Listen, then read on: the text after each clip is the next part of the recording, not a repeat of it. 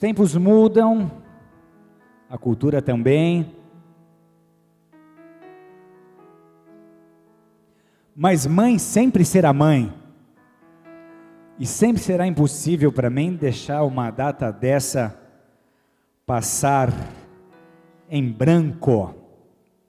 Quem é mamãe aqui, levante a mão. Aliás, fique de pé as mamães nessa igreja. Vamos dar uma calorosa salva de palmas por cada mãe presente nesta reunião.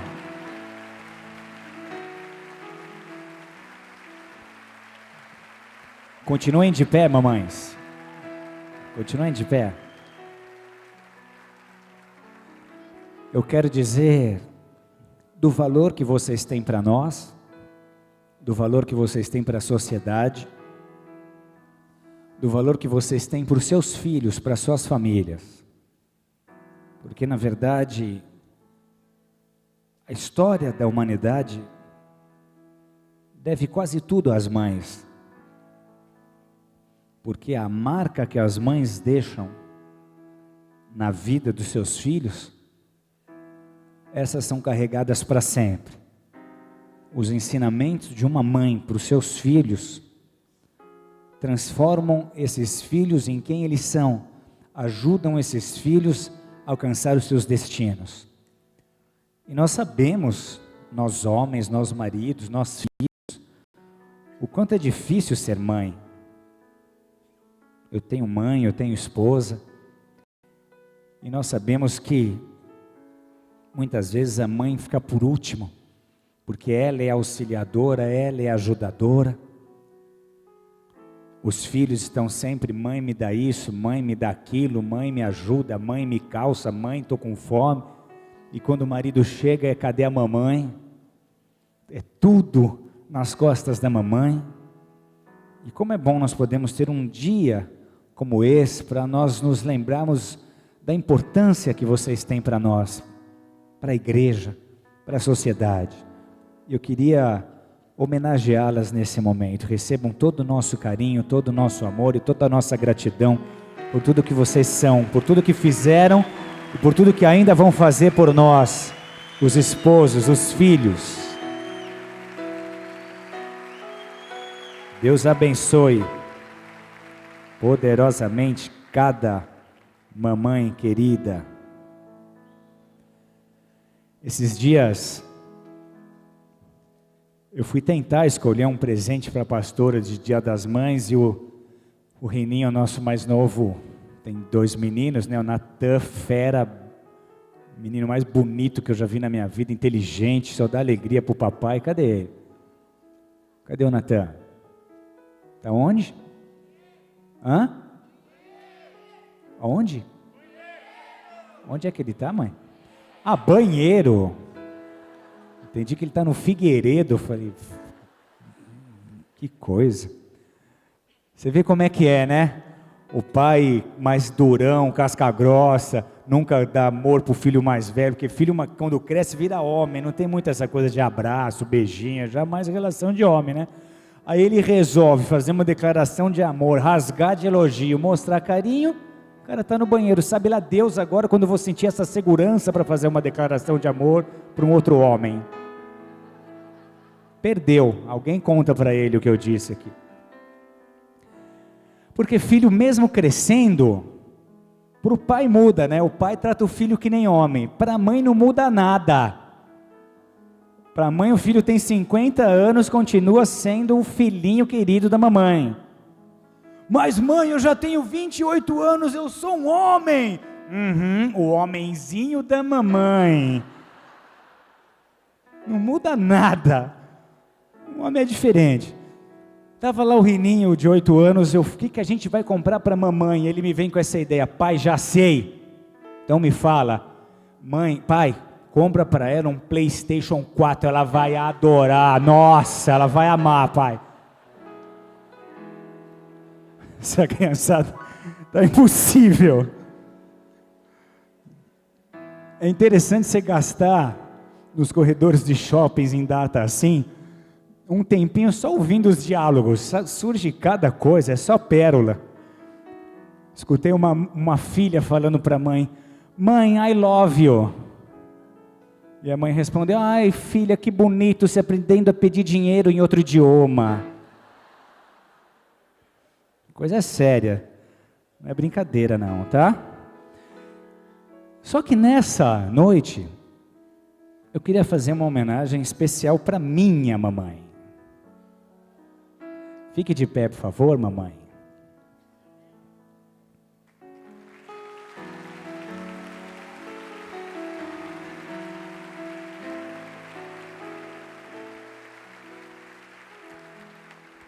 Eu não sou muito bom com essas coisas, mas eu escrevi algumas linhas que se transformaram em estrofes, que tem uma leve pretensão de ser um poema.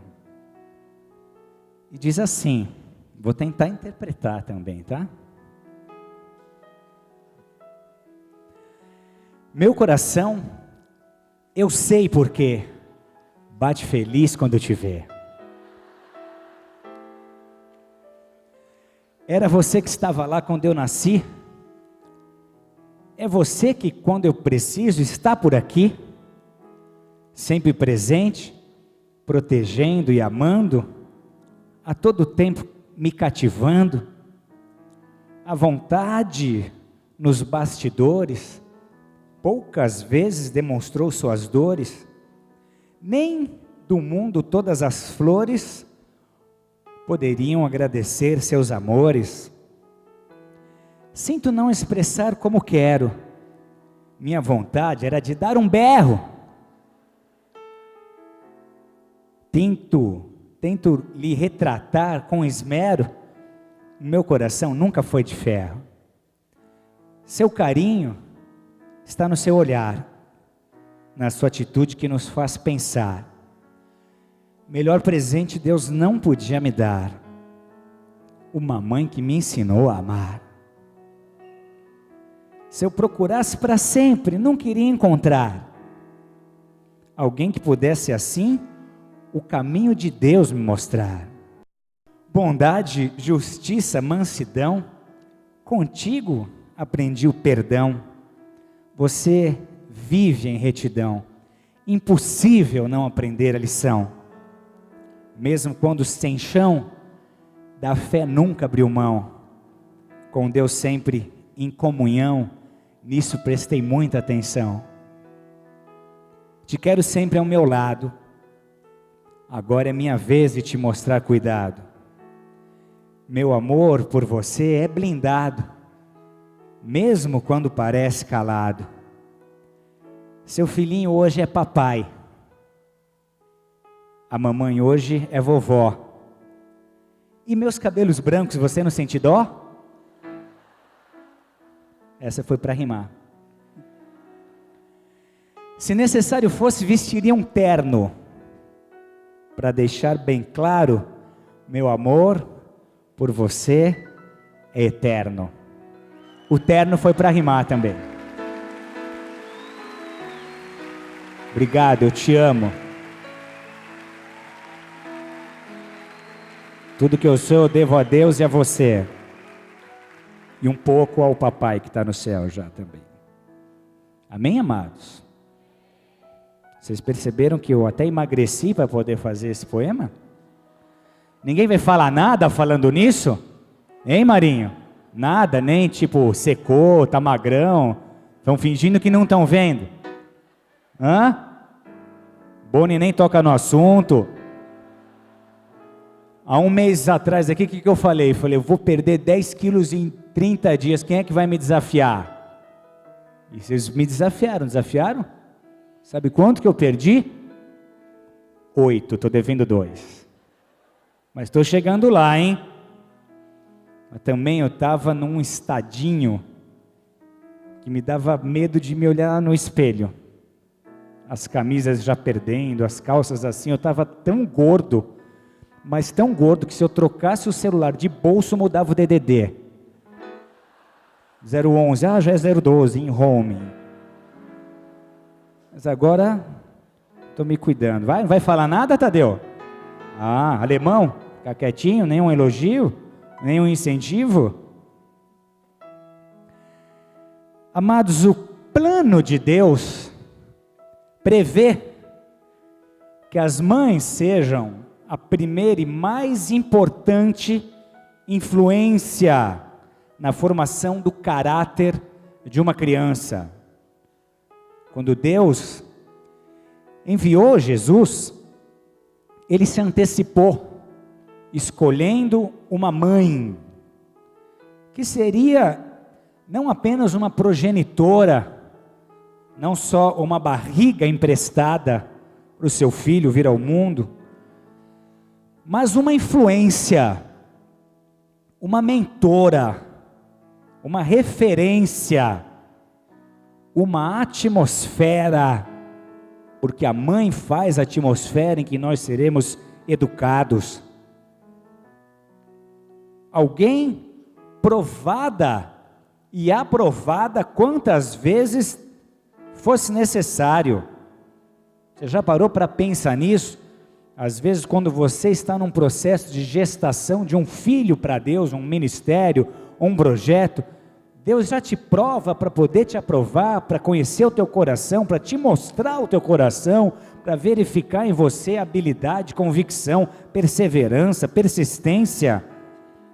Então imagina como foi para Maria, como ela deve ter sido provada e aprovada em sua fé, para que um Deus um dia pudesse escolhê-la, quanto ela não foi tratada no anonimato, coisas que não estão nem registradas nas Escrituras Sagradas, para trazer o nosso Senhor Jesus.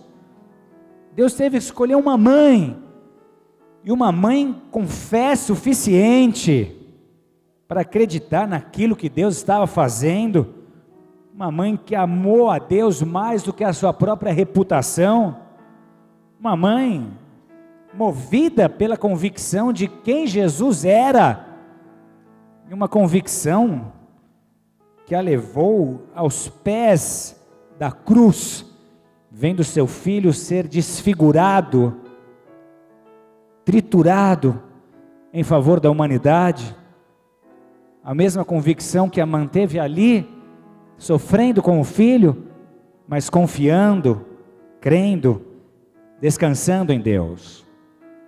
Se você trouxe Bíblia, abra comigo no Evangelho de João.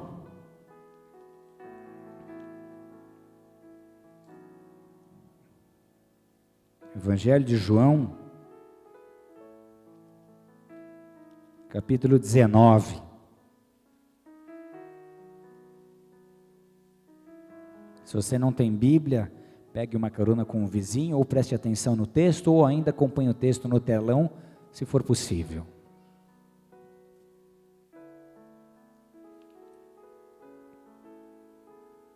João 19.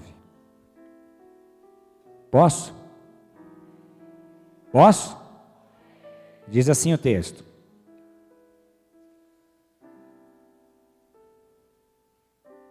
os soldados, pois, quando crucificaram Jesus, tomaram-lhe as vestes e fizeram 4 partes, para cada soldado uma parte, e pegaram também a túnica. A túnica, porém, era sem costura, repete comigo, sem costura, toda tecida de alto a baixo. Disseram, pois, uns aos outros: não a rasguemos, mas lancemos sorte sobre ela, para ver a quem caberá. Para se cumprir a escritura, repartiram entre si as minhas vestes, sobre a minha túnica lançaram sorte. Assim, pois, o fizeram os soldados. E junto à cruz estavam a mãe de Jesus, a irmã dela, e Maria, mulher de Clopas, e Maria Madalena. Vendo Jesus sua mãe, e junto a ela o discípulo amado, disse: mulher, eis aí teu filho. Depois disse ao discípulo: eis aí tua mãe. Dessa hora em diante, o discípulo a tomou para casa. Num monte em Jerusalém chamado Caveira, Jesus agonizou por 6 horas, antes de perecer, perdendo sangue, sofrendo asfixia, porque o peso do corpo esmagava o pulmão daquele que era crucificado, com cãibras terríveis, porque o mesmo peso do corpo estava sobre as pernas, num pequeno apoio naquela cruz, mas ainda assim fiel. Em nenhum momento Jesus perdeu o controle de suas emoções. Em nenhum momento Jesus mostrou sinais de amargura, de ressentimento. Em nenhum momento ele amaldiçoou ou questionou. A partir da hora em que ele aceita o cálice dado por Deus, que ele entende que essa é a sua missão, que ele entende que a sua morte salvaria a muitos, ele escolhe morrer para que muitos possam viver. Seu estado não se altera, ele não pensa em retroceder, e agora ele está entre 2 ladrões, com razões para serem crucificados. Pilatos havia dado uma sentença irreversível. A partir do momento que essa sentença é dada, os seus seguidores passam a sofrer com ele. A maioria sofre a ponto de abandoná-lo, a maioria sofre a ponto de desistir de segui-lo, a maioria se enche de temor, de terror, porque eles sabiam o que era ser crucificado, mas ela não.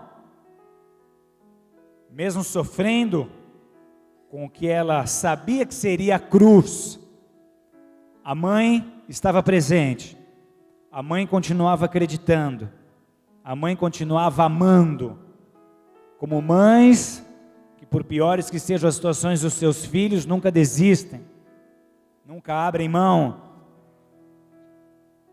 Agora Jesus entre 2 ladrões, ele fala na cruz de perdão àqueles que o crucificaram. Pai, perdoa-os porque eles não sabem o que fazem. Ele ensina misericórdia aos homens. Ele perdoa e salva o ladrão que se arrepende. E agora, ali na cruz, ele vive um dos momentos mais marcantes da crucificação, um dos momentos mais importantes na cena do Calvário. Jesus se dirige à sua mãe. E com isso nós vemos o lado mais humano do Jesus, homem. Os evangelhos têm a incumbência, a responsabilidade de apresentar Jesus em suas 4 faces aos homens. Esta figura está no estereótipo dos 4 seres viventes ao redor do trono de Deus.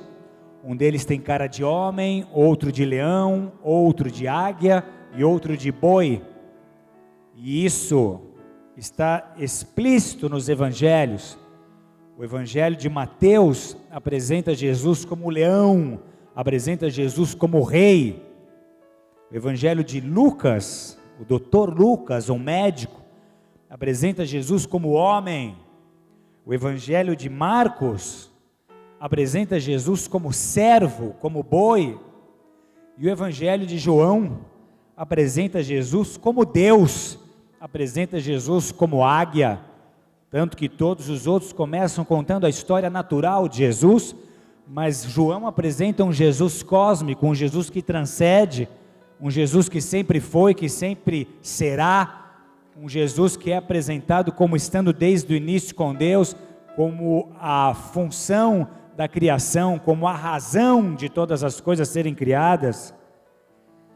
Só que em todos os 4 evangelhos nós percebemos esses 4 perfis, essas 4 faces de Jesus. Um Jesus homem que poderia já estar com o seu coração no céu, nas coisas espirituais, mas ele se comove, ele é tocado, e ele se dirige à mulher que esteve ao seu lado durante toda a sua vida, e com ela ele troca algumas palavras, e essas palavras falam de muito ensinamento que nós precisamos absorver. Igreja, há perigos reais em vivermos a vida espiritual como se fôssemos apenas espírito, como se a vida do espírito fosse a única vida que precisasse ser vivida. Nós somos uma tricotomia, nós somos corpo, nós somos alma, nós somos espírito, e as 3 dimensões são importantes. Diga para o seu vizinho, as 3 dimensões são importantes. Na história nós temos extremos em que grupos de pessoas se vestiram de branco com suas batas e subiram aos montes para viver de adoração, esperando a volta de Jesus. Só que Jesus não vai voltar tão rápido, vai levar algum tempo antes que isso aconteça. E até então você tem que viver corpo, alma e espírito. Até então você tem que equilibrar como um malabarista as 3 garrafas ao ar, não dando mais importância a uma do que a outra. As 3 precisam estar equilibradas. Em outras palavras, você tem obrigações, você tem deveres, você tem responsabilidades, e você não pode esconder-se delas por detrás de uma espiritualidade. Em outras palavras ainda, você não pode esquecer a sua família, você não pode esquecer pessoas que foram importantes para você, importantes em sua formação. Você não pode desprezar amizades verdadeiras, você não pode desconsiderar pessoas que fizeram parte de sua história. Você não deve ignorar as necessidades daqueles que Deus colocou em seu caminho, daqueles que são os próximos. Você não pode viver como se o relacionamento com Deus fosse só um relacionamento vertical, porque o relacionamento com Deus te obriga a se relacionar horizontalmente. Você ama a Deus e obrigatoriamente você tem que amar aos próximos. Quanto líder, quanto pastor, quanto sacerdote, com a sua família destruída, com o seu casamento arrebentado, não suprindo as necessidades, nem reconhecendo as necessidades da própria esposa, tendo tempo para todos, menos para a pessoa que deveria ser o alvo de suas atenções. O mesmo acontecendo na casa de empresários, de executivos. Quantas esposas tristes, perdendo a alegria, perdendo a esperança. Quantos filhos infelizes, sentindo-se rejeitados em lares onde a família é só uma fachada, porque falta amor ali dentro, falta genuinidade, falta autenticidade, os relacionamentos são superficiais, falta vida em relacionamentos interpessoais. Não dá para viver só como se o céu já tivesse chegado para você. Enquanto você habitar nesta carcaça, você tem que assumir o seu compromisso. Você não pode ser um ministro, você não pode ser um profissional desleixado, relaxado, sonhando com um dia que Deus vai te chamar para estar tempo integral na obra, fazendo as coisas de qualquer jeito, dando um péssimo testemunho, mesmo porque Deus não chama vagabundo. Diz isso para o seu vizinho: Deus não chama vagabundo, Deus só chama quem está empregado, quem está empreendendo, quem está realizando. Amém? Isso significa dizer que você precisa se cuidar. Uma das maiores e mais fortes razões para eu mesmo começar a me cuidar começar a cuidar do meu organismo, do meu físico, perder peso, cuidar da minha saúde, era o exemplo que eu precisava dar para vocês, era o exemplo que eu precisava dar para o meu rebanho. Tem que se cuidar, tem que cuidar desse corpo também, que é o templo do Espírito Santo, é o corpo que Deus te deu, amém? Está tão gordo, que se ele passa na sua frente, na hora do capítulo da novela, quando você está vendo a TV, você perdeu um capítulo inteiro. Está tão gordo, que quando vai no zoológico, o elefante joga amendoim para ele. Outro dia eu disse para um obreiro, falei, você precisa se cuidar, você precisa perder peso, está fazendo mal para a tua saúde, você já perdeu familiares cedo demais, você tem que se cuidar, senão vai chegar no céu antes da hora, Jesus vai dizer que você está fazendo aqui, não se cuidou, não cuidou do seu físico, no seu corpo. E eu ainda disse, se você morrer gordo assim, eu não vou nem segurar seu caixão, porque eu estou com dor nas costas, vou botar outro no meu lugar.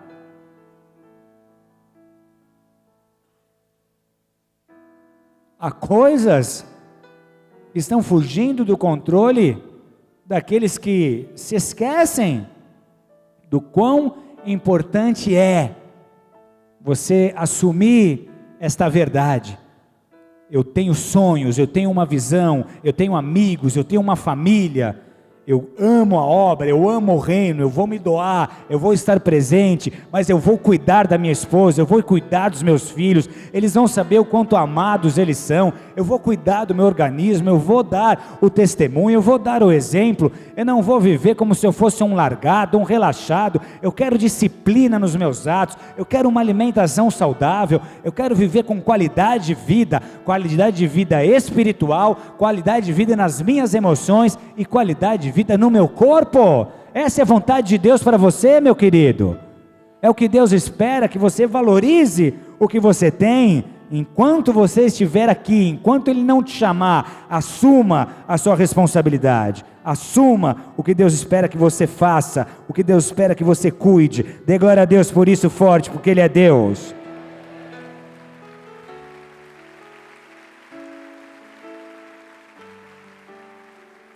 Nos tempos de Jesus, os judeus costumavam vestir 5 peças de roupa, diga comigo, 5 peças de roupa, uma delas um pano na cabeça, que funcionava como um turbante,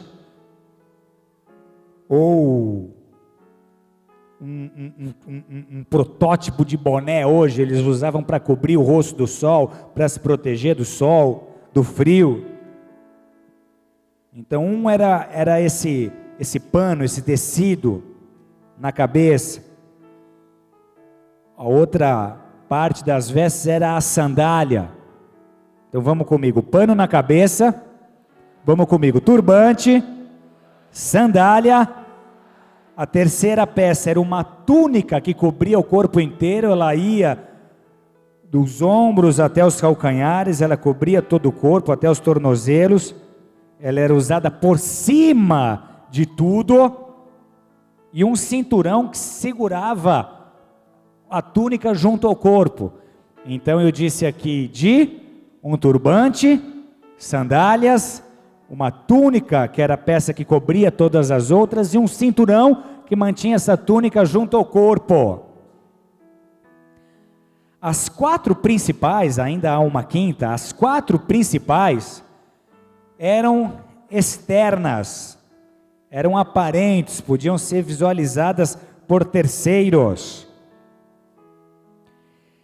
E os soldados que crucificaram Jesus eram 5, porque a verdade é que essas execuções ocorriam por meio de 4 soldados e um centurião, e um líder de soldados. O centurião, por algum motivo, não participou do espólio. O que era o espólio? Os soldados tinham o direito de dividir e de tomar para si as peças de roupa dos condenados à cruz. E o texto que nós lemos aqui registra exatamente esse momento. Os soldados dividindo entre si as roupas de Jesus, é uma matemática simples, eram 4 soldados e 5 peças de roupa. As 4 primeiras peças, cada um escolheu a que lhe convinha, só que sobrou uma peça. Sobrou a roupa de baixo. E que roupa era essa? Igreja, a roupa de baixo era uma outra túnica. Era uma túnica confeccionada num material mais leve, tipo um camisolão.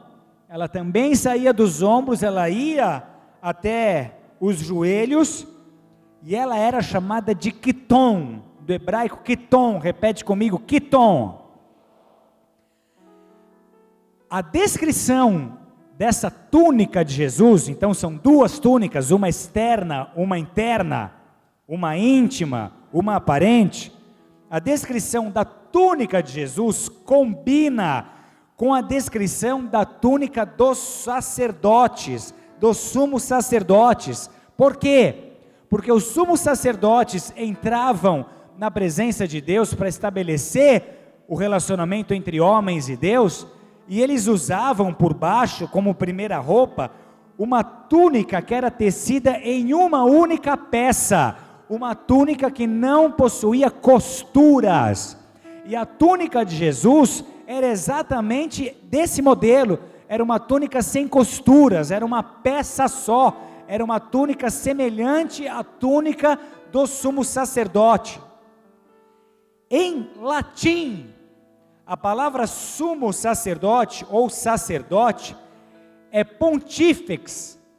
Hoje nós falamos desse sacerdócio usando pontífice, que significa construtor de pontes. Então um sacerdote era um construtor de pontes, e esse sacerdote, usando essa roupa, obrigatoriamente precisava construir roupas, precisava construir pontes. Era a roupa de quem construía pontes. Ele se identificava como um construtor de pontes. E uma verdade escondida nesse texto é que Jesus, usando essa roupa de sacerdote, cumpriu essa missão como ninguém mais. Ele construiu a ponte que leva os homens a Deus e que traz Deus aos homens. Ele é o único mediador entre Deus e os homens. A religião é uma tentativa humana de construir pontes para chegar a Deus, mas Jesus foi uma resposta a essa tentativa. Ele é a ponte, Ele é a via, por meio do qual os homens têm acesso ao coração do seu Criador, e o seu Criador pode tocar o coração dos homens. Jesus estabeleceu esta ponte, Jesus construiu esta conexão. Quem pode glorificar e dar um glória a Deus forte? A Ele por isso.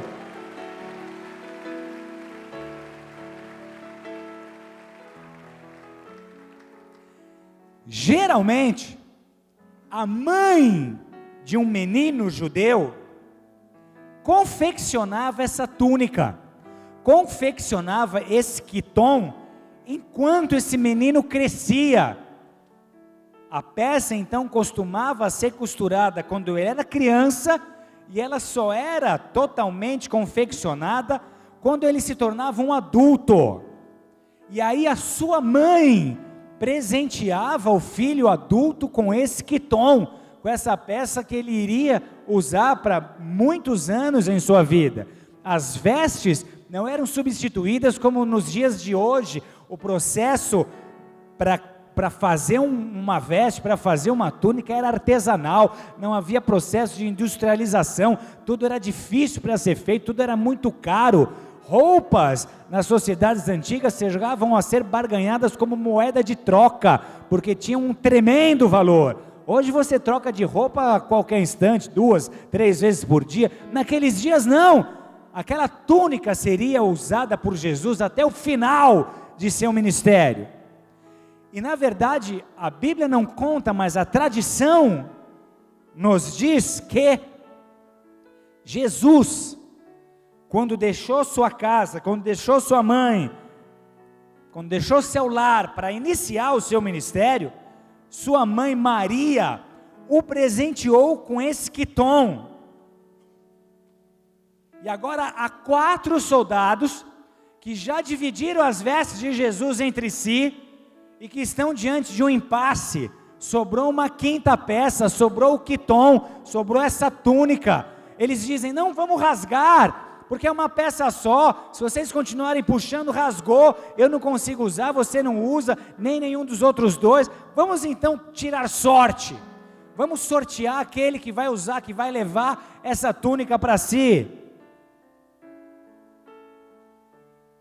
Quando esse sorteio acontece, quando eles começam a conversar sobre lançar sorte pelo quiton de Jesus, o texto diz que Jesus viu a sua mãe. Quando ele escuta sobre essa túnica, o texto diz que ele vê Maria, ele se dirige a Maria, ele olha para Maria, ele olha para a mãe. Isso é algo interessante, porque Maria estava ali o tempo inteiro. Maria acompanhou Jesus na Via Cruz toda, foi a única que não abandonou, todos os outros discípulos correram.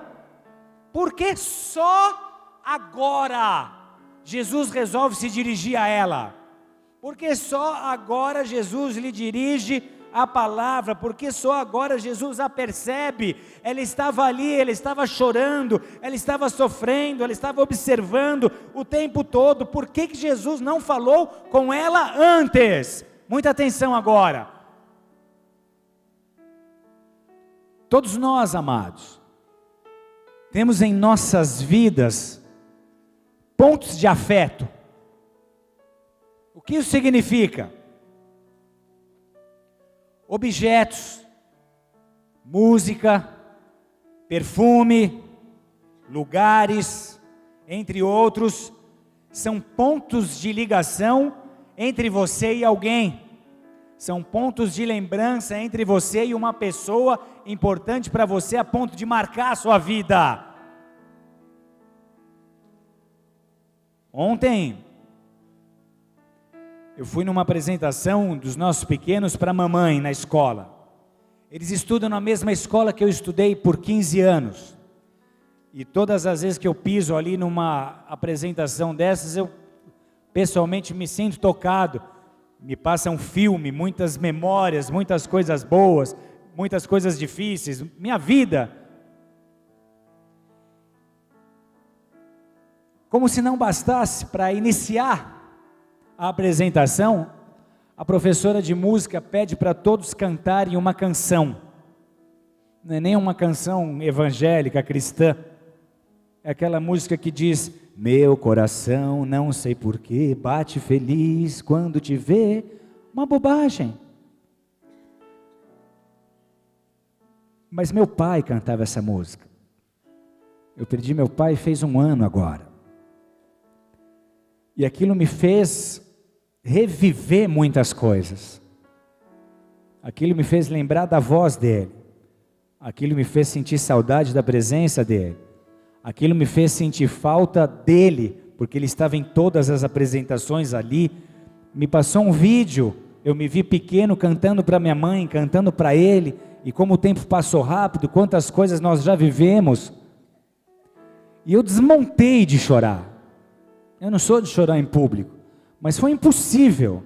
Era um ponto que me tocou, era alguma coisa perto demais do meu coração, perto demais das minhas emoções. Eu tentei me esconder do jeito que deu, com uma maquininha de filmar na mão, e eu desabei de chorar. A coordenadora veio me pedir para fazer uma oração, e eu disse: eu não tenho nenhuma condição, eu estou arrebentado, não me peça isso para falar em público. É um ponto de apoio, uma música que me fez lembrar de alguém que eu amei, de alguém importante para mim. Se você ler o livro do Amir Klink, ele fez uma travessia da África para o Brasil, para Paraty, e no meio da leitura, você descobre que ele tinha uma correntinha, que ele ganhou da família antes de sair para essa viagem, e que ele tinha um carinho muito grande por aquele objeto. E numa das tempestades que ele enfrentou, ele acabou perdendo essa correntinha. E o que ele escreve no livro te deixa perceber o quanto isso o feriu, o quanto ele ficou arrebentado. Ele disse, era como sofrer um naufrágio. Eu perdi a única coisa em que eu me lembrava da minha família, era um ponto de lembrança ali. Queridos, naquele momento, os soldados tocaram em algo importante para Jesus. Naquele momento, eles tocaram num lugar perto demais do coração do Senhor Jesus. Foi impossível para Jesus não se emocionar, foi impossível para Jesus não se sensibilizar. Ele estava vendo a mãe ali o tempo inteiro, mas talvez estivesse mais preocupado com as situações espirituais que iria enfrentar, com a batalha espiritual que estava sendo travada naquele momento, em como ele seria recebido nos céus, em como seria os seus 3 dias em que ele desceria ao Hades.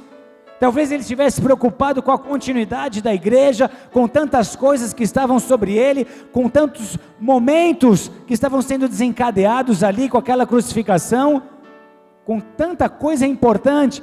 Mas a hora que ele é tocado num ponto próximo ao seu coração, ele percebe a mãe. Vamos sortear essa túnica. Jesus olhou para a mãe, porque nessa hora ele lembrou da mãe, quando ele era criança, quando ele era pequeno, começando a tecer aquela túnica para ele, começando a costurar aquela túnica que ele estava usando, e foi um olhar doído, porque ele percebeu o lado homem de Jesus, o lado humano de Jesus se revela. Ele se vê pequeno, ele vê a mãe cuidando, ele vê a mãe dando bronca, ele vê a mãe o amando, ele vê a mãe o protegendo, ele vê a mãe cuidando dos seus machucados, ele vê a mãe o aconselhando. Foi um olhar duro. Ele sente a dor que a mãe sentia, a mãe sente a dor que o filho sente. Era uma cruz. Ele está banhado em sangue, há espinhos perfurando seu couro cabeludo, sua carne está em pedaços. Era muita dor, era muito sofrimento, mas aí ele é tocado, ele olha para aquela mãe, e a sua história como homem vem à tona. Como é que será que foi para Jesus esse momento? Porque mãe é mãe. Você pode ter 5.000 amigos no Facebook, você pode ter 300 amigos na igreja, numa festa, no clube, na faculdade.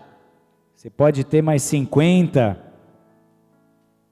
amigos que você considera, mas quando você está em dificuldades, normalmente você tem 2, é o pai e a mãe. E quando você sofre derrotas, às vezes não é nem o pai, é Deus e a mãe. E naquele olhar que ele troca com a mãe, quantas coisas os dois se lembraram, eles se identificaram com aquilo, era um olhar sofrido. Mãe, quanta coisa a gente viveu junto. Eles se lembraram de como foi difícil viver o luto de José, como foi difícil recomeçar sem a presença do pai, como foi difícil tocar o negócio do pai sem a presença do pai. Eles se lembraram das crises vividas, porque Maria foi a maior apoiadora do ministério de Jesus, depois que ela entendeu a sua missão. Mas a primeira pregação de Jesus o levou a sofrer uma rejeição terrível. Quando ele acaba de pregar, os homens o levam à beira de um penhasco, e ele está quase sendo lançado nesse penhasco, e Maria estava ali. Imagina o filho olhando para a mãe: mãe, eu preparei a palavra, eu preparei a pregação, eu esperava ser aceito, e eles estão me jogando para o penhasco, e a mãe não podia nem chegar perto. Ela olhava de longe para o filho olhava para a mãe: mãe, o que eu faço? Me ajuda. Quantas vezes ele teve que correr para não ser apedrejado, e a mãe sempre trouxe a segurança que ele precisava. A mãe me apoia, e como é importante qualquer coisa que você for fazer na vida, ter o apoio da sua mãe. Ela é presente, ela está comigo. Como é importante você ter pessoas que acreditam em você, que estão se incentivando, que estão do seu lado. Elas têm que ser valorizadas, você não pode se esquecer delas. Lembranças. Ele pequeno, brincando, ela tecendo, um Jesus gordinho, um Jesus fofinho, um Jesus bebê, um Jesus menino, um Jesus adolescente. Ela viveu intensamente cada uma dessas fases. Era uma ligação que só existia entre os dois. Os protestantes têm medo de falar sobre isso, por receio das pessoas começarem a enxergar Maria como uma outra mediadora entre Deus e os homens. Só que a Bíblia chama Maria de uma mulher cheia de graça, agraciada, eleita, escolhida por Deus. Ela se salvou, foi santa para ela, não vai salvar ninguém. Tuas orações têm que ser feitas a Jesus, Ele é o único mediador, Ele te leva a Deus, Ele é o único caminho. Agora ela é uma personagem que fica muitas vezes por esse receio, sem ser citada, a sua grandeza às vezes é obscurecida, mas ela foi uma mulher de Deus, ela foi uma mulher de fé, ela foi uma mulher cheia de esperança. Que convicção, como é que ela aguentou passar por isso? Se você vê o seu filho pequeno caindo e ralando o joelhinho, isso já te dói por dentro. Se você vê seu filho quebrando um braço, quebrando uma perna, a tua vontade é de orar falando: troca a dor, me coloca no lugar dele, quebra o meu braço, mas não machuca meu filho. Agora imagina para uma mãe vendo o filho adulto, que só fez o bem, que só pregou a palavra, que nunca fez mal a ninguém, que ensinou os homens a amar, amando, agora pendurado na cruz, morrendo, sem ar, sem oxigênio, sem conseguir respirar. Todas as vezes que Jesus pensava em respirar, o seu pulmão pressionado, ele levantava a cabeça, e a cabeça batia na cruz, com os espinhos, pela coroa que ali estava, e ele não conseguia nem respirar mais profundamente. Uma dor e um sofrimento que nenhuma mãe precisava ver, precisava assistir. O que isso ensina para nós? Jesus sofreu toda a dor emocional, de toda a perda que o ser humano pudesse sofrer, e essa é a causa de só Ele poder te consolar. Deus sabia que nós sofreríamos perdas, Deus sabia que seria difícil demais, que às vezes ia doer além da conta, só que Jesus passou por esse tipo de dor, então Ele pode dizer: eu já estive nesse lugar, eu sei o que você está sentindo, por isso eu posso te consolar, porque eu venci, então você também vai vencer. Só Ele tem essa autoridade, só Ele consegue te consolar de dores que Ele teve que passar, para poder hoje ter autoridade para ministrar o seu coração.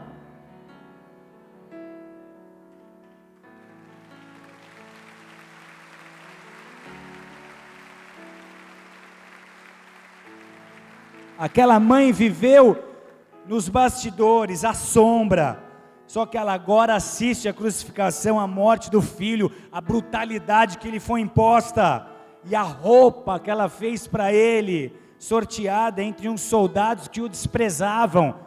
Imagina alguém sorteando uma coisa que é importante para você, que você fez com carinho para o seu filho, que ele usava com alegria. Você vê uma humilhação dessa, ele morrendo e as roupas dele sendo sorteadas, ele nu naquela cruz, e a túnica que ela fez para ele sendo sorteada. Agora ele estava ali sem casa, porque quando alguém era crucificado, a lei mandava que a madeira da cruz fosse a viga mestre da casa de quem foi crucificado. A casa de quem fosse crucificado virava monturo, eles desmanchavam o telhado, desmanchavam a casa para tirar as madeiras dessa viga mestre. Eles usavam e usaram contra Jesus um texto, quando Jesus disse que em 3 dias destruiria o templo, falando dele mesmo. Eles usaram um texto lá em Esdras, de uma sentença dada pelos medo-persas, que dizia assim: por mim se decreta que todo homem que mudar esse decreto se arrancará um madeiro de sua casa, e levando a penduração nele da sua casa se fará por isso um monturo. Eles usaram essa lei para dizer: olha, ele se levantou contra o templo, então agora ele tem que ser crucificado com a cruz da madeira do telhado da casa dele. E agora estava Maria ali sem nem ter onde morar. E ele faz um pedido para o discípulo que ele amava, ele faz um pedido a João 19, 26, 27, vendo ali sua mãe, que o discípulo a quem ele amava estava presente, disse à sua mãe: mulher, eis aí teu filho, e disse ao discípulo: eis aí tua mãe. Desde aquela hora o discípulo a recebeu em casa. Então pense num Jesus que está no momento final da sua vida, já na transição de um plano material para o plano espiritual, saindo da condição de massacrado, de torturado, de servo sofredor, para a condição de rei, de governador, de autoridade sobre todas as coisas, sobre ele todo o governo, todo o domínio. Mesmo nessa transição, ele olha para sua mãe, para a pessoa que o amou, que cuidou dele de todo o coração, com todo o carinho, e ele cuida dela, ele provê a sua necessidade, ele a sustenta. João, meu discípulo, agora essa é a sua mãe. Mãe, esse agora é o seu filho, ele vai cuidar de você. E a pergunta aqui é: como você tem cuidado dos seus? Provérbios 22 diz: ouça seu pai que o gerou, não despreze sua mãe quando ela envelhecer. A mensagem aqui é: ame e honre os seus pais, ame e honre as pessoas importantes para você, enquanto há oportunidades. Use cada oportunidade como se fosse a última, para mostrar honra, para mostrar estima, para mostrar respeito e principalmente amor. Porque por mais difícil que tenha sido a sua convivência com eles, saiba que tudo que eles fizeram foi por amor à sua vida. Há muitos pais que foram formados numa educação diferente, fria, não como a nossa. O meu pai veio de uma família de portugueses. Ele nunca me disse eu te amo, só que com todas as atitudes dele, com a maneira dele cuidar da minha vida, de me proteger, todos os dias ele estava me dizendo quanto me amava. Talvez você nunca tenha escutado eu te amo do seu pai, mas consiga identificar as formas com que ele vem te amando, com que ele vem te protegendo, com que ele vem desejando o melhor para você. Então é hora de você retribuir, é hora de você mostrar amor, é hora de você mostrar respeito, é hora de você mostrar honra. Como você espera que a sua família seja alcançada, se você não mostrar o quanto eles são amados, o quanto você é grato a eles por cada sacrifício que fizeram em teu favor, para que o teu futuro fosse próspero, para que você pudesse ter educação, para que você alcançasse patamares maiores do que aqueles que eles alcançaram. Quanta dor, quanta dedicação, quanto preço alto pago em virtude do amor que eles têm pela sua vida, e como é que você retribui esse amor? E como é que você reconhece esse respeito, esse carinho? Nós temos 3 grandes lições aqui, 3 princípios nesse texto. O primeiro deles: a graça está à disposição daqueles que falham. Sobre quem que eu estou falando agora? Na noite que Jesus foi traído e preso, como conta Marcos 14:50, no Getsêmani, todos os discípulos abandonaram Jesus, inclusive João, que agora estava aos pés da cruz, inclusive o discípulo amado. A Bíblia não diz como nem quando, mas quando Jesus está crucificado, João voltou. Todos correram, todos se esconderam, todos fugiram, Pedro o negou, João estava entre esses, mas naquele momento Jesus está numa cruz e João voltou. João passou a correr risco de morte, por estar presente ali ao lado da cruz. Ele volta. E o que nós percebemos aí? Não houve crítica, não houve repreensão, não houve acusação. Jesus não disse: ah, João, você me abandonou, agora você volta, né? Jesus não deu nenhum sermão em João. Jesus entende que o simples fato de ele estar presente dizia tudo. João não pediu nem perdão para Jesus, ele estava em silêncio, mas ele estava presente, correndo riscos. Isso foi o suficiente para Jesus. Você está aqui, Pedro, você está aqui, João, você está mostrando amor prático. Você não me diz amar, mas correu. Você não disse nada, mas está aqui do meu lado, no momento mais difícil que eu estou enfrentando. Eu reconheço esse amor, eu não te julgo, eu não te condeno. E esse João recebe um prêmio, recebe a maior honra que um dos discípulos poderia ter. João, agora você vai cuidar da minha mãe, e cuidar da mãe do mestre foi o maior presente que João poderia ter recebido. Todos os outros discípulos foram martirizados, amados. Todos os outros discípulos morreram como mártires, um crucificado, outro de ponta cabeça, outro decapitado. Só João, quando tentaram o martirizar, o colocaram num caldeirão com óleo fervendo em Patmos, para fazê-lo morrer, e ele já com idade avançada, e nada aconteceu com ele, foi o único que morreu de velhice. João recebeu o Apocalipse, recebeu a revelação. Quão premiado foi esse homem que se dedicou, que se dispôs a cuidar da mãe de Jesus, a atender um pedido dele. Não tinha nada em espiritual, não tinha nada de grandioso. Os outros discípulos foram plantar a igreja, foram expulsar demônio, foram pregar o evangelho, as pessoas eram curadas. E o que João fazia? Ficou em Jerusalém cuidando da mãe de Jesus até que ela desse condições para ele viajar e começar o ministério dele. Começou depois de todo mundo, porque o alvo dele era obedecer Jesus, era cuidar da mãe de Jesus. Só que ele falhou. E eu imagino a dor de João se aproximando da cruz. É a mesma coisa que alguém entrar aqui agora, me levar para ser crucificado numa praça, e você que andou comigo a tua vida inteira, me negar e correr. Nem sei quem é, nunca vi, não tive nada com ele a vida inteira, mas depois você se arrepende, e lá na praça você aparece, fica do meu lado, sabendo que você pode ser o próximo crucificado. Foi exatamente assim. Mas eu imagino como João chegou, que vergonha que ele sentiu. Eu falhei, quando ele mais precisou eu corri, eu fugi, era o mesmo sentimento dos outros. E talvez é assim que você se apresente hoje a Deus, com esse sentimento de ter falhado, de ter errado, com esse sentimento de ter se decepcionado a Deus. E o que é a vergonha? Se não exatamente aquilo que nós sentimos quando nós falhamos, quando ficamos abaixo das expectativas que criamos e deixamos criar sobre nós. Decepcionar a Deus e aos próximos é motivo suficiente para você querer trocar tua cobertura, teu apartamento por uma caverninha, onde ninguém te encontre, sem querer ter contato com ninguém. É vergonha demais. Errar, falhar, perder, é vergonhoso demais. É o medo dessa exposição, de ter olhares de outros, olhares de crítica, olhares de desconfiança, é viver esse desconforto. Agora é pior quando você decepciona você mesmo. E essa era a sensação de João.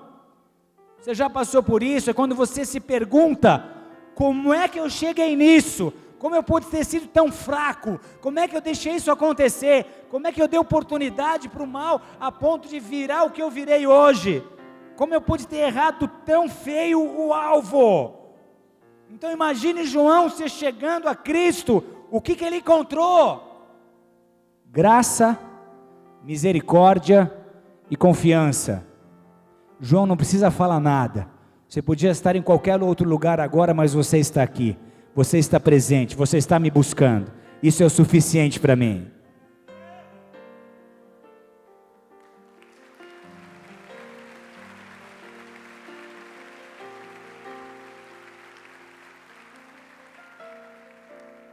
Uma segunda lição fala da força dos laços espirituais. Por que Jesus não pediu para os outros irmãos? Maria teve outros filhos depois de Jesus. Por que Jesus não pediu para os irmãos, que eram a família dela, cuidar dela? Por que João, alguém que não era assim, filho dela, como os filhos de sangue? Porque há valor ainda não reconhecido pela maioria dos cristãos em laços espirituais. Provérbios 18, 24 diz que há amigo mais chegado que um irmão, que é mais teu amigo do que o seu irmão de sangue, que é mais teu amigo do que os seus familiares, que quando você precisa ele está presente, ele está do seu lado, coisa que os teus familiares não fazem por você. Provérbios 17, 7 diz que na angústia se faz um irmão. Pessoas que estão do seu lado nos piores momentos da sua vida, que viram amigos de verdade, amigos irmão. Então o recado é: proteja as alianças que Deus te deu, não negocie alianças com pessoas que você ama e que te amam, que foram importantes, continuam sendo e sempre serão. Dê devido valor a essas pessoas. Muitas são insubstituíveis, e muitas vezes você só percebe isso quando perde aquela pessoa. Aí fica o rombo, aí fica o vazio, aí fica aquela tristeza. Dê valor para quem merece esse valor. E terceira lição para acabar: o respeito e a honra aos pais é uma ordem a ser obedecida por toda a vida. Jesus, mesmo morrendo, se preocupou com o bem-estar de sua mãe. Seus pais ainda estão vivos? Como é que você tem tratado os seus pais? Como é que você vem cuidando dos seus? Como é o seu relacionamento com eles? Você os ama? Você os respeita? Isso está claro? Você encontrou formas de expressar esse amor? Se alguém perguntasse aos seus pais hoje, pais naturais e pais espirituais, você se sente honrado pelos seus filhos? Como que eles iam responder essa pergunta? Quem te diz se você é um bom filho ou não, não é você, mas são seus pais. Quem te diz se você é um marido bom ou não, não é você, mas é sua esposa. Quem te diz se você é uma esposa de verdade, não é você, mas é seu marido. Quem te diz se você é um bom pai, são seus filhos.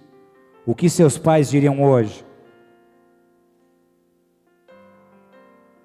E para fechar, a todos os pais e mães presentes aqui,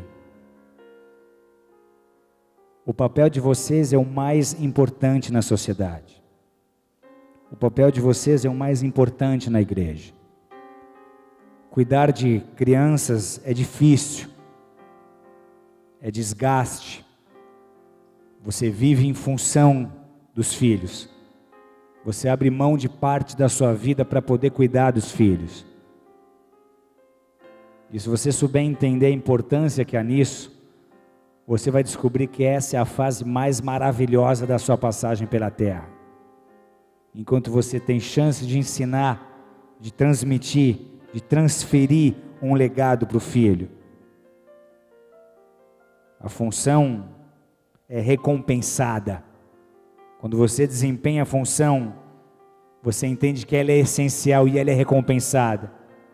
Todo esforço vai valer a pena, vai haver dividendos. Quando você vê os seus filhos naturais e espirituais gerando para Deus, conquistando, realizando, escrevendo histórias bonitas de ser contadas, todo esforço vai valer a pena, porque eles vão ser abençoados e eles nunca vão esquecer essas lições. Um dia você vai colher de tudo que plantou, dando amor àqueles que Deus colocou sobre a sua responsabilidade, àqueles que você gerou, àqueles que você protege. Amém, igreja? Quem pode aplaudir Jesus forte por isso?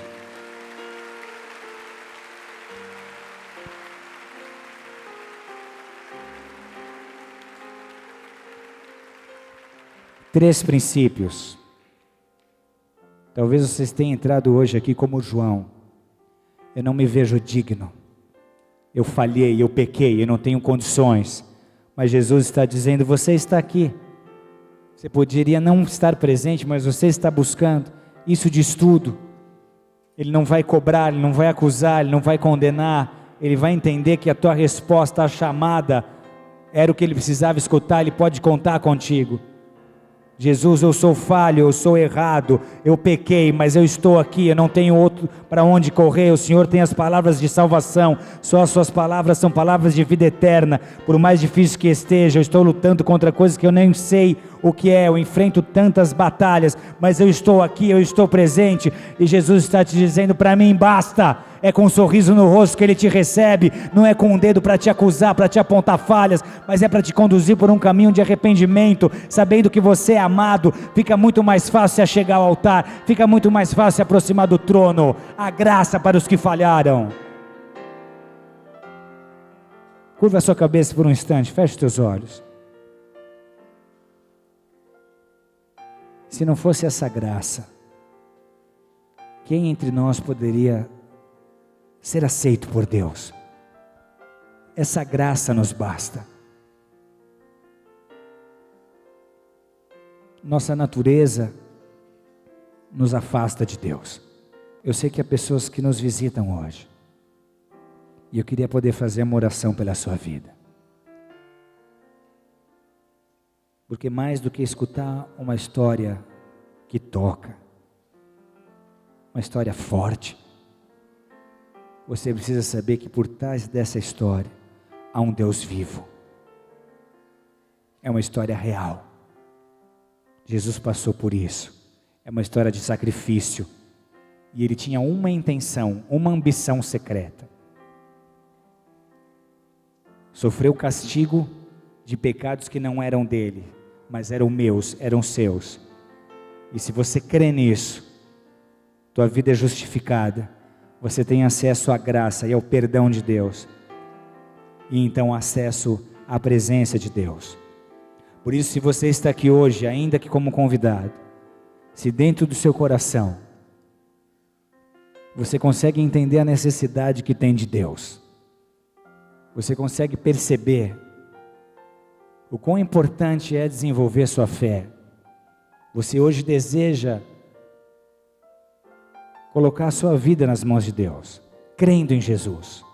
Eu creio em quem Jesus disse ser, eu creio em Jesus, no que Jesus pregou, no que Jesus disse. Eu creio que Ele é o Filho de Deus. Essa fé tem que ser viva para você, tem que ser real. Não dá para ficar na teoria. Transcende nessa noite. Passa a ter uma experiência com Deus. Sai do campo da argumentação, vem para o campo da experiência. Deixa Deus te tocar, deixa Deus te visitar. Deixa Deus perdoar os teus erros, perdoar os seus pecados. Deixa Deus te revestir desse amor. Ele te escolheu porque te ama. E porque te ama, Ele deseja te salvar. De quem? Dos teus pecados, de você mesmo, do juízo. Por isso, se você está nessa casa e intimamente deseja colocar a sua vida nas mãos de Deus, deseja reconhecer Jesus, deseja ter essa aliança com Deus, Jesus construiu essa ponte, pontífice, construtor de pontes, e você hoje está dizendo: eu quero passar por ela, eu quero alcançar Deus. Onde quer que você esteja, busca essa fé que está dentro de você. Deus te fez com fé, encontra essa fé dentro de você, e se é o teu desejo, canalize essa fé em Jesus. Onde quer que você esteja, se é o teu desejo, levanta a mão direita bem alta, eu quero orar por você, todos com os olhos fechados, não importa quem está à tua direita, à tua esquerda, levanta a sua mão direita bem alto, bem alto. Ah, por que eu preciso levantar a minha mão? Porque é uma forma de exteriorizar a sua fé. Como é que ele vai saber o que está aí dentro, se você não botar para fora? Aquele que crê e confessar com seus lábios será salvo. Aquele que crê no seu coração e confessar com seus lábios será salvo. A salvação vem pela fé, não vem pelas obras, não vem pelos acertos, vem pela fé. Levanta a sua mão onde quer que você esteja, é algo que Deus está vendo, está sendo anotado no livro da sua história, e Deus não vai se esquecer desse momento. Na verdade, Ele dá início a um processo de regeneração, de transformação. Ele te dá condições de ter pecados perdoados. Se você levantou a sua mão, continua com ela levantada, e agora fique de pé no seu lugar. Eu quero orar por você. Onde quer que você esteja, você colocou a sua mão para o alto, agora se coloque de pé. Esquece quem está à tua direita e à tua esquerda. Se coloque de pé, eu quero orar por você. E mesmo que você não tenha levantado a sua mão, se você deseja receber essa oração, fique de pé no seu lugar, eu quero orar por você. Onde quer que você esteja, se coloque de pé, eu quero orar por você. Não tenha medo, não tenha receio, não tenha vergonha. Se algo está queimando no seu coração, é porque você ouviu mais do que palavras. Você está sentindo a presença de Deus. O amor de Deus está te constrangendo. Corresponda a esse amor. Se coloque de pé. Feche seus olhos agora. Eu vou fazer uma oração, repita essa oração comigo. São palavras, mas palavras são a forma que Deus escolheu para que nós pudéssemos nos relacionar com Ele. Então diga assim: Senhor, Nessa noite, eu escutei a tua palavra, eu escutei a tua chamada, e agora há uma resposta. Eu estou dizendo sim.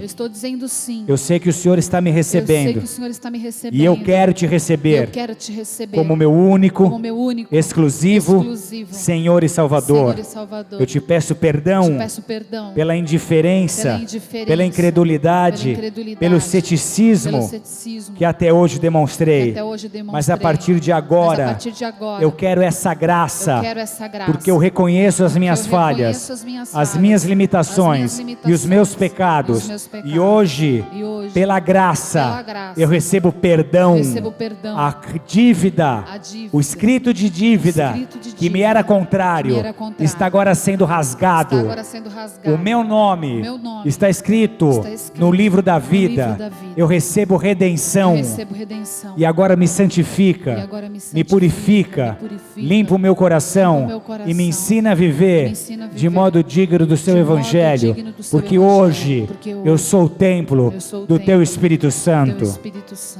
Pai querido e amado, nós oramos por essas vidas que estão de pé e te pedimos, abençoa cada uma delas com a tua presença, marca cada vida com o teu poder, com o selo do teu Espírito Santo, derrama da vida que há em ti sobre esses, ó Deus. Eu te peço, cobre-os com o sangue do Cordeiro, destrói toda a malignidade espiritual que lhes é contrária, revela-te pessoalmente a cada um, para que todos aqueles que por fé se achegaram, possam ter revelações vivas da pessoa de Cristo Jesus e de sua grande salvação. Como igreja nós os recebemos e os abençoamos, em nome do Senhor Jesus, amém, amém e amém.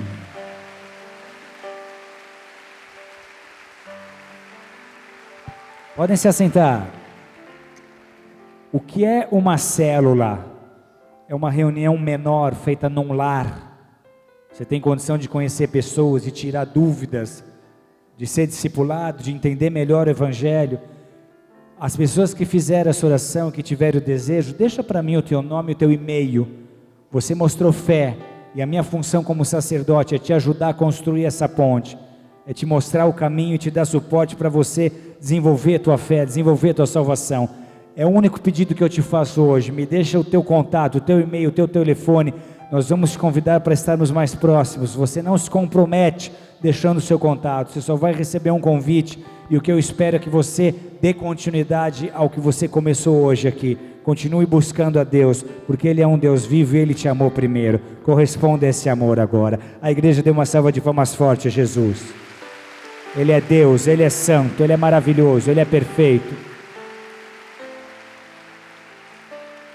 Nós vamos nos colocar de pé e nós vamos encerrar esse culto de forma diferente hoje.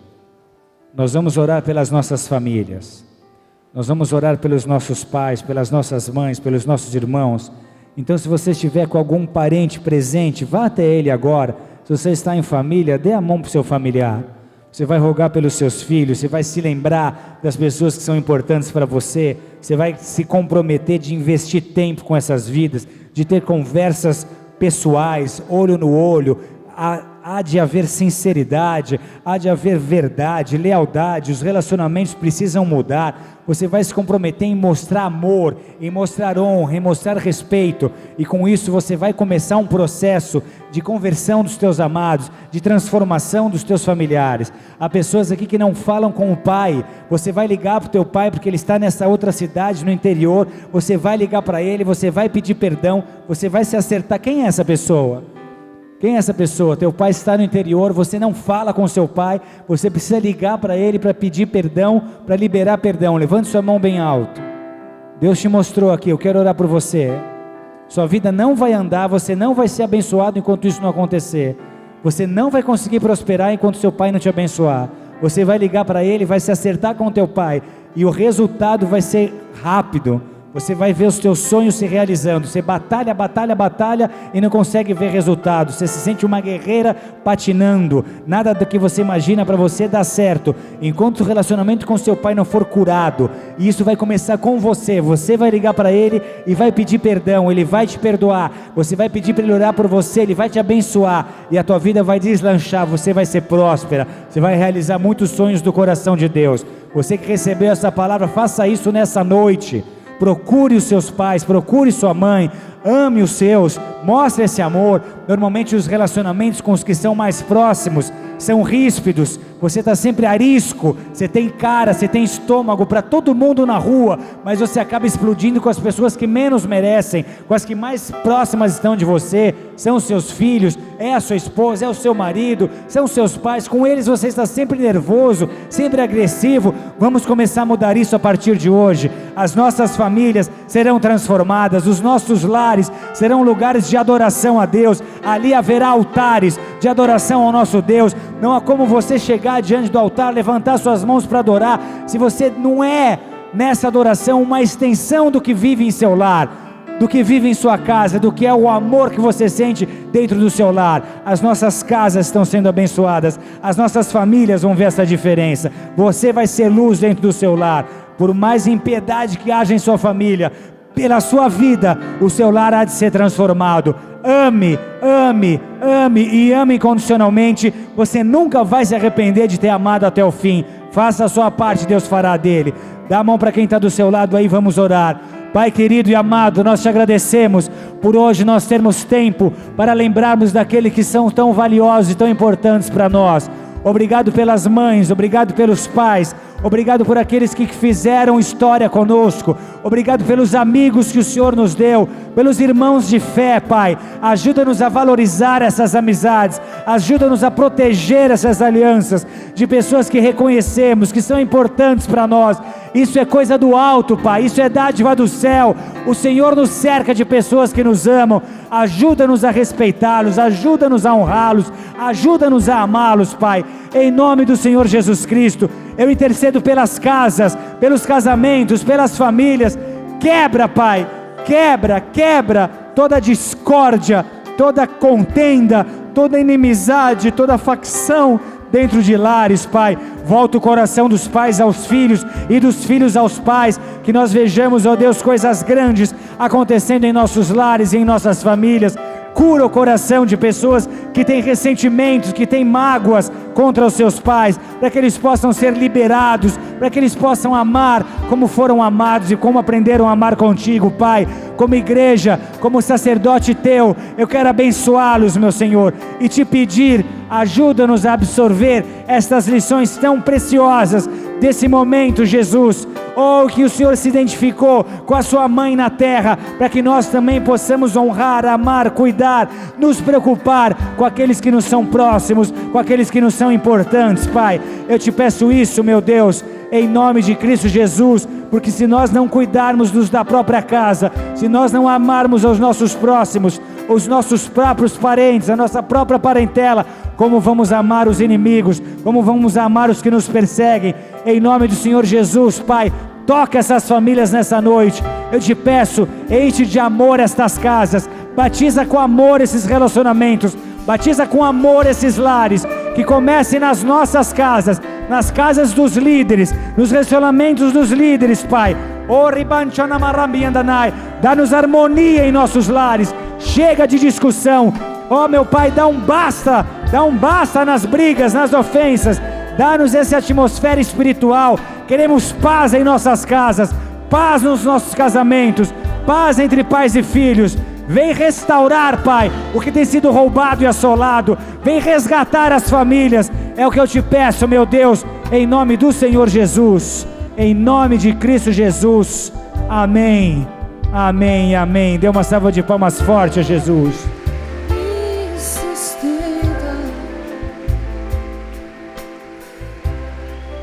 Tem gente aqui que ainda não deu parabéns nem para a mãe, nem disse que ama a mãe hoje, de tão ruim que está esse relacionamento. Você vai se comprometer de fazer isso antes de dormir. Você vai se acertar com a sua mãe. Você vai dizer o quanto você a ama, o quanto ela é importante para você, o quanto você é grato por ela. Não permita que Satanás continue com essa legalidade na sua vida. Acerte o seu relacionamento com os seus pais. Ame e honre os seus. Dê a mão para quem está ao seu lado. Levanta a mão do seu irmão bem alto. E declara comigo: se Deus é por nós, quem será contra nós? O Senhor é meu pastor e nada me faltará. Oremos juntos. Pai nosso que estás nos céus, santificado seja o teu nome. Venha a nós o teu reino e seja feita a tua vontade, assim na terra como nos céus. O pão nosso de cada dia nos dai hoje. Perdoa as nossas dívidas, assim como nós perdoamos aos nossos devedores. E não nos deixes cair em tentação, mas livra-nos do mal, pois teu é o reino, o poder e a glória para sempre. Amém e amém. Levanta a tua mão direita bem alto. O mundo nos ensina, os valores desse mundo nos ensinam que nós não devemos mostrar fraqueza, nem sinais de fraqueza, e nós acabamos endurecendo os nossos sentimentos e o nosso coração em função da guerra do dia a dia.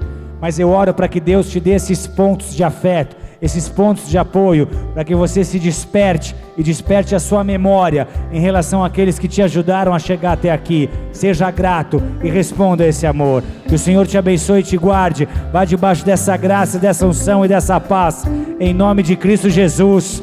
Amém, amém e amém. Deus abençoe. Dá um abraço no seu familiar, declare amor pela vida dele, diga: eu te amo, conta comigo, o que eu tenho com você é verdadeiro, é vivo. Abraça tua esposa, dê um beijo nela, mostre quanto ela é querida. Abraça teu filho, continua o que você começou agora. Esse é um tempo de resgate das famílias. Louvado seja Deus.